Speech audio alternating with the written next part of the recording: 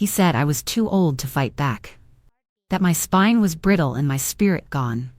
I remember the sound my cheek made when it hit that cold tile floor, like a plate cracking at a Sunday dinner no one cared to clean up. He didn't run. He didn't kneel. He just stepped over my body as though my life had become clutter in his way. As the door closed behind him, I did not scream. I did not reach for him. I pressed my palm against the blood. I could taste iron in the corner of my mouth. And I whispered to myself that if this was how he wanted to end the story, he was about to learn I had written more chapters than he ever imagined. Thank you for watching my story today. It means more than you may ever know. Please tell me in the comments where you are watching from so I can feel a little less alone in this truth I am about to unfold. Because when a woman of my age decides to speak, it is never to beg for pity. It is to make sure another heart out there does not make the same mistake of giving everything and asking for nothing. I remember when I first married him, I thought I had won a kind man. He used to bring me flowers, brush crumbs off my chin, and kiss my knuckles like I was something delicate he wanted to protect forever. Years went by and things shifted so quietly I almost didn't notice. The flowers stopped first, then the laughter, then the warmth in his eyes every time he looked at me. I excused each change as life, as stress, as age, while I worked day and night, cooking, cleaning, helping him grow into the man he always wanted to become. I thought loyalty was enough to keep a marriage standing. But loyalty is only a blessing when it's given to someone who respects where it comes from.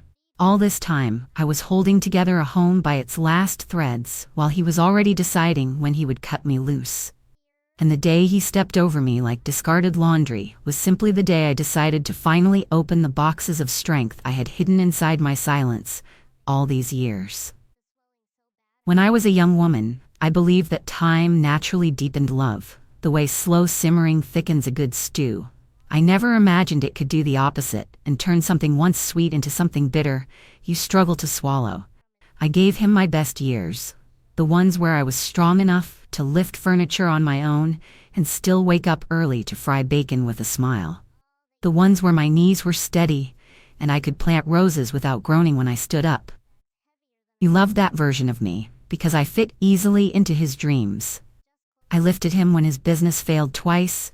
I pawned my wedding jewelry just so he would not feel shame at the bank.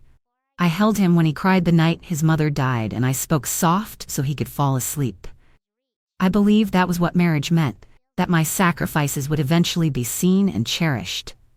But slowly he began treating me not as a partner, but as a piece of old furniture that had done its job and could now be ignored without guilt. It started with little sighs when I asked him simple questions, rolling of eyes when I reminded him of doctor appointments, subtle comments like he missed when I was slimmer and faster. I swallowed each cut in silence, hoping if I kept being patient, he would return to the man who once held my hand at every crosswalk. Instead, he started spending more time outside than inside, coming back later each evening wearing a cologne I had never seen on our bathroom shelf. When I asked about it, he laughed and said I was becoming paranoid, that I needed a hobby. So I tried knitting again, I tried gardening again, anything to make myself small and agreeable. Until one afternoon I found a receipt tucked in his jacket for a luxury hotel 2 towns over. A place we had once only dreamed of going. Not for us, of course, but for someone else. My hands shook when I held that slip of paper. Not from jealousy, but from the sudden knowing that I had poured decades into a man who was already planning his exit. I placed that receipt in a biscuit tin under my bed, beside other strange pieces of proof I had been quietly collecting just in case. Because I may have looked slow and fragile on the outside, but my mind was sharper than he ever gave me credit for. That is why when he finally pushed me to the ground, I did not waste time asking why. I simply knew it was the moment I had spent years preparing for. The day he pushed me, I didn't just feel the ache in my bones. I felt the ending of an illusion I had poured my soul into protecting. As I lay there tasting blood, I realized that everything I once feared losing was already gone. The respect, the tenderness, the partnership we promised each other in front of witnesses so long ago. I pressed my hand to the floor not because I wanted to stand, but because I wanted to remember that coldness, forever. The coldness, not of the tile but of the man who walked away from me, as though my suffering had become a nuisance rather than a concern. I waited until I heard his car leave, before I dragged my body toward the counter where my bag always sat. It wasn't the first time my body trembled from pain, but it was the first time I trembled from purpose. I pulled out my phone and dialed the number I had secretly memorized for years but never used. When my lawyer answered, I didn't cry or explain. I simply said the words we had agreed on long ago, in case the day ever came when my sacrifices were finally met with violence. It finally happened. Proceed. There was a long silence at the other end, and then her calm voice said she would handle everything, just as we prepared. I pushed myself into a seated position and waited, listening to my heart beating slow and steady, letting myself accept that my life as his wife had finally ended. Not when he betrayed me, or lied to me, or shamed me, but when he walked away from me without turning back. That was when I understood the difference between being married and being owned, and I decided I would never again belong to anyone but myself. I cleaned my cheek, changed my blouse, brushed my hair, and sat at the kitchen table, waiting not for him to return, but for justice to begin. Because sometimes ending a marriage is not done with screaming or chaos, sometimes it is done with paperwork, signatures, and a quiet strength that no one sees coming until it is too late. All through that afternoon, I sat at the same kitchen table where I had once served him warm soup when he was sick, wondering how strange it was that love could one day taste like poison on the tongue. I thought about every time I had defended him when friends whispered that he was changing. Every time I told myself he was just stressed, and that I needed to be more understanding. I realized how often women like me are praised for endurance but never protected, when that endurance becomes a prison. My lawyer worked faster than I imagined. Within hours she had filed an emergency restraining order, frozen the joint accounts, and revoked the power of attorney I had given him years ago without thinking twice. I watched the papers being typed and faxed while I sipped tea, stirring it with a spoon that rattled slightly because my hands were still shaking from both pain and disbelief. Part of me wondered what he would say when he realized I was not going to beg him to love me again.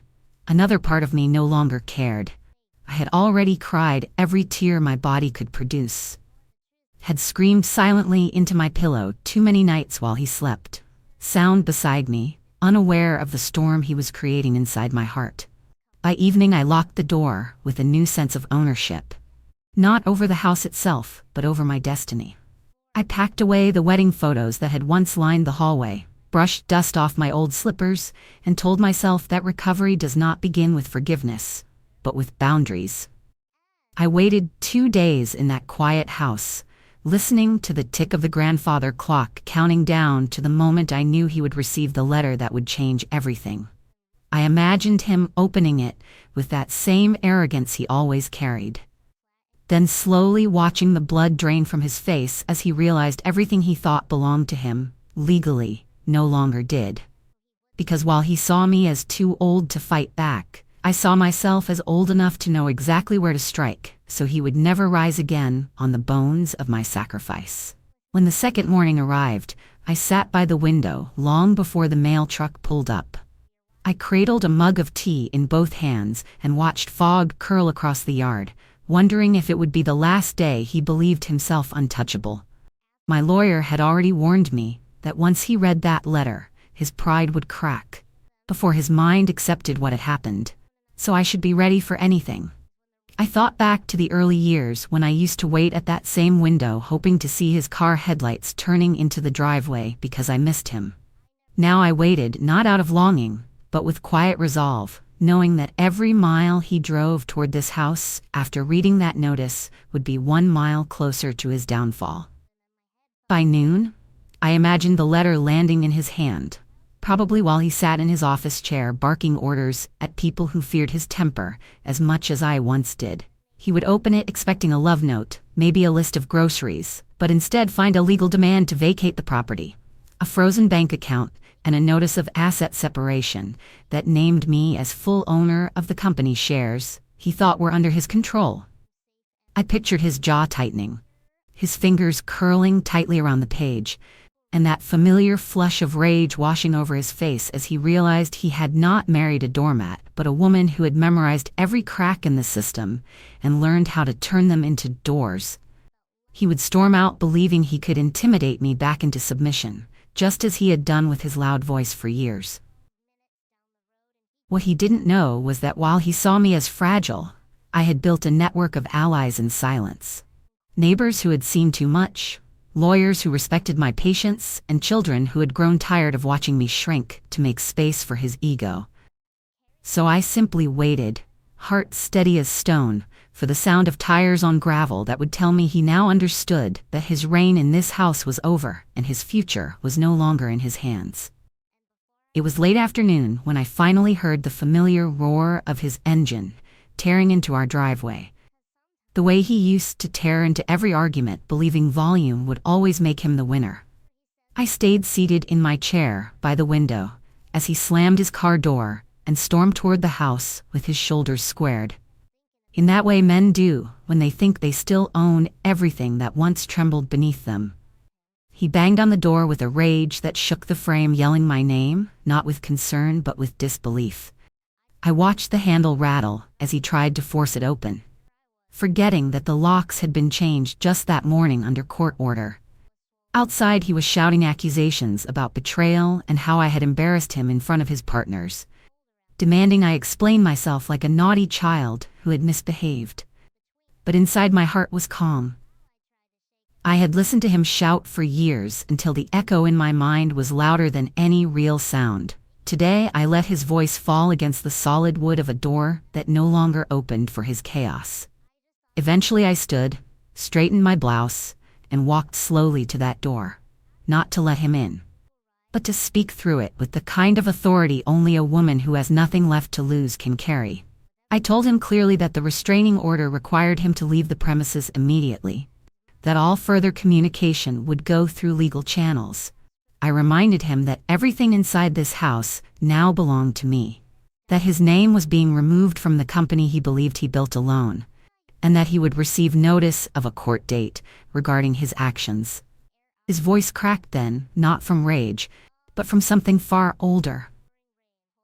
A realization that I was no longer playing the supportive wife who patched up his ego with devotion. He begged once, called me darling like he hadn't in years, but I had learned the hardest lesson of my life, that love without respect is a slow poison. I stepped back from the door, refused to open it, and listened as his footsteps retreated, heavy and broken. I knew the next time I saw him, he would not be standing in front of me as a husband, but sitting across from me in court as a man who underestimated the strength of the woman he once tried to leave, bleeding on the kitchen floor. In the days that followed his desperate visit to the house, I watched from my window as word began to spread through our small town. Not with gossip, but with sharp curiosity.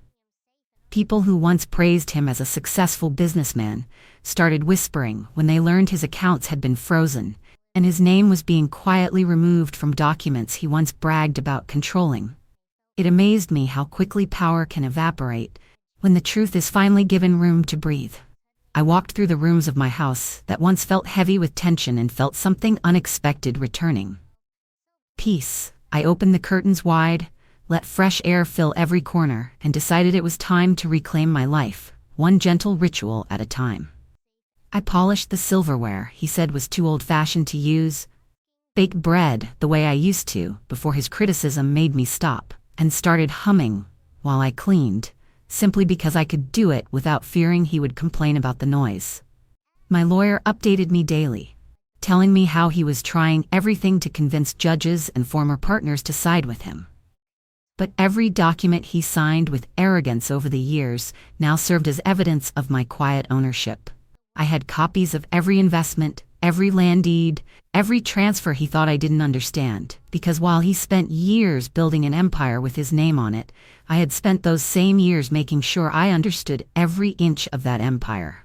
Now the same hands that once wiped blood from my cheek were using pens and signatures to dismantle his kingdom in broad daylight. I didn't celebrate with champagne or loud proclamations. Instead, I made myself a pot of stew, sat at the table he had once slammed his fists upon, and whispered a soft promise to my own heart that never again would I shrink myself to keep someone else feeling large. As the sun set, I knew the hardest part was yet to come, but for the first time in years I felt powerful, not because I had destroyed him, but because I had finally chosen to save myself. As the court date drew nearer, I began to understand that true strength is not proven by how loudly you can shout or how fiercely you can fight, but by how steadily you can stand while everything you once relied on is stripped away. I thought I might feel afraid walking into that courtroom, knowing he would be there looking at me, not as the woman he married, but as the opponent who had taken back everything he believed was naturally his. Instead, I woke early that morning with a calmness I could not explain washed over me. I slipped into a dress I had not worn in years, the same one I purchased when he earned his first big promotion. It still carried the memory of how proud I once was of him, back when pride had not yet curdled into regret. My steps were slow but firm as I entered that building. Every sound from the clicking of my heels to the shuffle of papers seemed to echo louder than usual. When he saw me, he did not call out my name, nor did he try to approach. It was as if he finally understood that the age he mocked had now become his greatest disadvantage, for I was not brittle, I was seasoned. He avoided my eyes, choosing instead to speak only to his lawyer. Yet I could see the discomfort in the way his hands twitched, knowing that I had gathered years of documents, messages, photographs, and receipts, all proving not only financial deceit but emotional cruelty. The judge listened as my lawyer spoke carefully, detailing the timeline from my sacrifices to his betrayal, and finally to the day of violence when he walked away. I did not cry, as I listened to my life summarized so clinically, because I remembered every moment with perfect clarity. When it was my turn to speak, I rose, despite the ache in my hips. My voice was steady as I told the court I did not seek revenge but safety and dignity. I spoke of my years of devotion, not to beg, but to prove that loyalty should have been met with protection, not abuse. When I finished, the room was so quiet, I could hear my own heartbeat. The judge ruled in my favor, freezing his remaining assets, granting me full ownership of the house, and ordering him to stay away indefinitely. As I left the courtroom, I held my head high, not because I had won a legal battle, but because I had proven to myself that even after a lifetime of swallowing pain quietly, my voice still held the power to change my destiny. Walking out of that courthouse, I expected to feel some thunderous swell of triumph, but instead all I felt was a quiet settling inside me. Like a storm that had raged for far too long was finally losing its last gusts of wind. The air tasted different as I stepped onto the sidewalk, almost as if freedom had its own flavor. I didn't rush home. I took the long route through streets I had not wandered in years, stopping by an old cafe I once loved before I started hiding my smiles for fear he would accuse me of being too friendly with strangers. I sat by the window, stirring sugar into my coffee, watching people hustle by with their busy lives. And I remembered that I once had dreams beyond being a devoted wife. I once wanted to travel, learn to paint, maybe even open my own little shop, filled with handmade quilts and jars of pickles. Somewhere between keeping his shirts pressed and paying bills, I had forgotten all those dreams as I watched cars blur past. I promised myself I would not just survive this chapter, I would thrive in it. When I finally returned home, the house looked different, brighter, even though nothing had changed. Maybe because my shoulders no longer carried the burden of walking on eggshells. I opened every window, letting the breeze dance across curtains.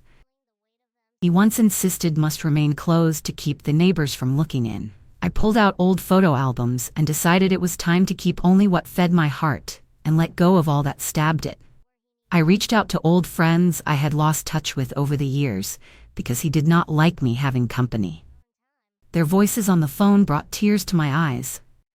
I did not try to hide. I told them everything, and they were shocked, but not surprised.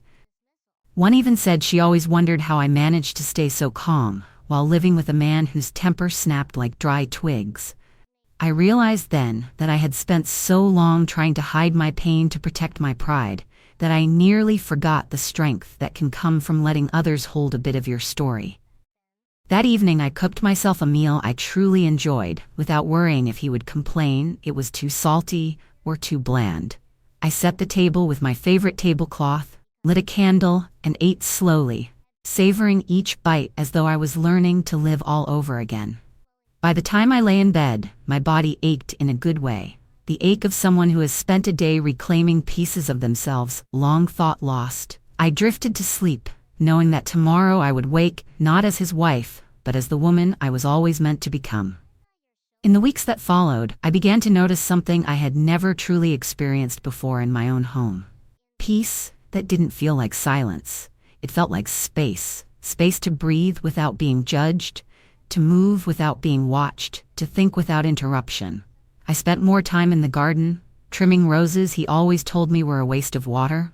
I opened boxes I hadn't touched in years, finding old letters from friends, recipes I used to love, and notes I had scribbled to myself back when I still dreamed of opening a small pie shop. I didn't cry when I read them. I smiled, not because the dream was gone, but because it wasn't too late to dust it off. I even found an old sketchbook from my 20s tucked beneath a stack of linen. I traced my fingers across the pages and promised myself I would pick up a pencil again. Not to be great, just to feel something that was mine. For the first time in decades, I moved through the rooms of my house and felt ownership, not just over the space, but over my choices. I stopped adjusting my routine to match someone else's mood. I started having breakfast when I was hungry instead of waiting for someone to join me at the table. And at night, I played music low and slow while I folded laundry, letting the melodies fill the corners he once darkened with his tension. People started calling. Old neighbors and friends who had heard bits of what happened. They asked if I was all right. And I told them the truth. Not just that I was safe, but that I was finally free. And every time I said those words, something inside me healed a little more. Healing isn't always dramatic. Sometimes it's folding sheets in silence and realizing you're humming again without even noticing. Sometimes it's finding a picture frame you once set aside and deciding to fill it with a photo of yourself smiling, not with anyone else beside you, just you, surviving, standing, and slowly returning to the life you never stopped deserving. Some evenings, I would sit in my armchair with the curtains wide open and watch the sun melt gently behind the trees, letting the light stretch across the carpet just the way it used to, before I started drawing them closed to keep his temper from finding a reason to flare. I realized that I had spent so many years making myself small so that someone else would not feel uncomfortable that I almost forgot what it felt like to take up space in my own story. Now I lean back, take deeper breaths, and let every crack in my body relax in ways I never allowed myself before. I started writing lists again, not grocery lists or reminders for tasks he used to insist I complete before he returned, but lists of places I might want to visit and things I might want to learn. Simple things such as the names of birds that perch on my fence, how to bake a pie with a lattice crust, or even how to swim again, because I had not stepped into water since the day he told me he didn't want the embarrassment of watching me try to keep up. I decided that every day I have left will be lived not in reaction to anyone else's demands, but sown from my own hopes, no matter how modest they may seem on the surface.